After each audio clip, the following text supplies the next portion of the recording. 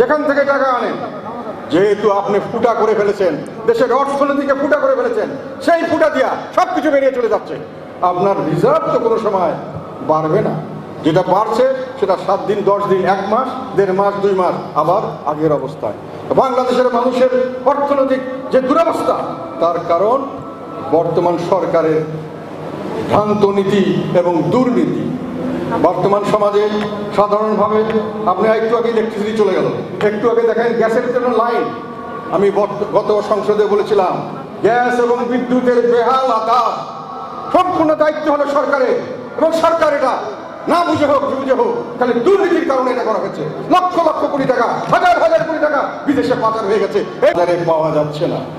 অনেক ওষুধ যেগুলো বাজারে পাওয়া যাচ্ছে সেগুলো ভেজাল ওষুধ, বিদেশ থেকে আসছে না, তাদের র মেটেরিয়াল নাই, তারা বিভিন্নভাবে দেশে উৎপাদন করে ভেজাল ওষুধের কারণে। আমাকে কালকে এক ডাক্তার বলল 3টি বাচ্চা ছেলে মারা গেছে মুসলমানি করতে গিয়ে। কেন? সেখানে যে অ্যানেস্থেশিয়া যেটা দিয়েছে সেটা নাকি ছিল ভেজাল, ওইটার কারণেই বাচ্চারা মারা গেছে। আরও বিশেষ করে অনেক জায়গার থেকে যেটা খবর পাওয়া যাচ্ছে, এই একই কেস, তাদের নাকি লাংস নষ্ট হয়ে গেছে, কারণ কিডনি নষ্ট হয়ে গেছে। কেন?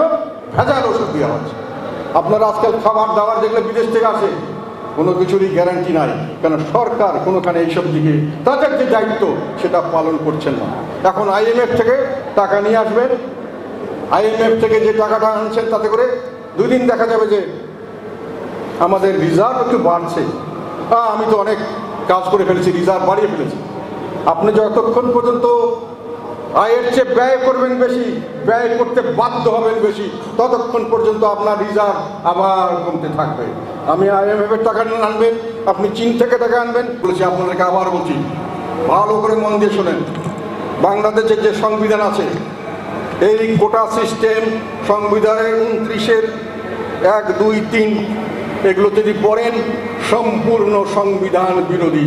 এটা আমার, এবং মজার কথা হলো বর্তমান সরকার এটা চাচ্ছে, বোঝা যাচ্ছে যে কোনোভাবে হোক তারা এটাকে বাস্তবায়ন করার একটা নিষেধ তাদের উদ্দেশ্যে আমি বলবো।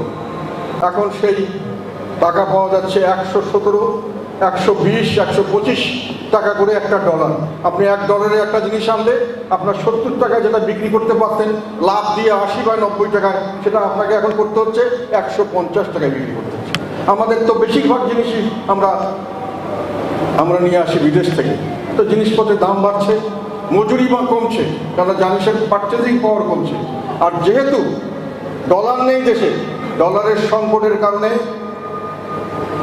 আমরা বিভিন্নভাবে আমদানিকে কমিয়ে আনছি, সরকার আমদানিকে কমিয়ে আনছে। মুক্তিযোদ্ধাদের সম্মান করা উচিত, আমরা সম্মান করতে চাই।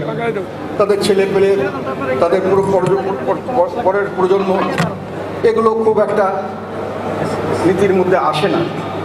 সবচেয়ে বড় কথা, আমাদের দেশকে সামনের দিকে এগিয়ে নিয়ে যাওয়ার জন্য এটা বাধা শুরু হতে পারে, কিন্তু সেখানে হাত পা বাঁধা।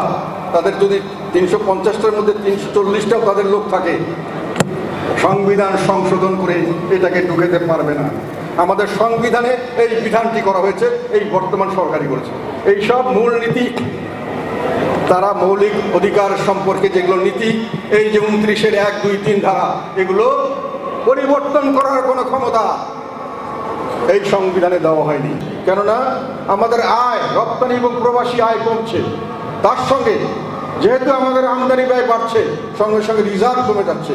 রিজার্ভ কমতে কমতে এমন একটা অবস্থায় চলে আসছে যে সারা বিশ্ব বলছে এই দেশের সঙ্গে ব্যবসা বাণিজ্য করা যাবে না, যেহেতু এরা কোনো ডলার আমাকে দিতে পারে না। আমেরিকানরা বলেছে তারা এখানে ব্যবসা করছে, তাদের টাকা পয়সা দেশে নিয়ে যেতে পারছে না।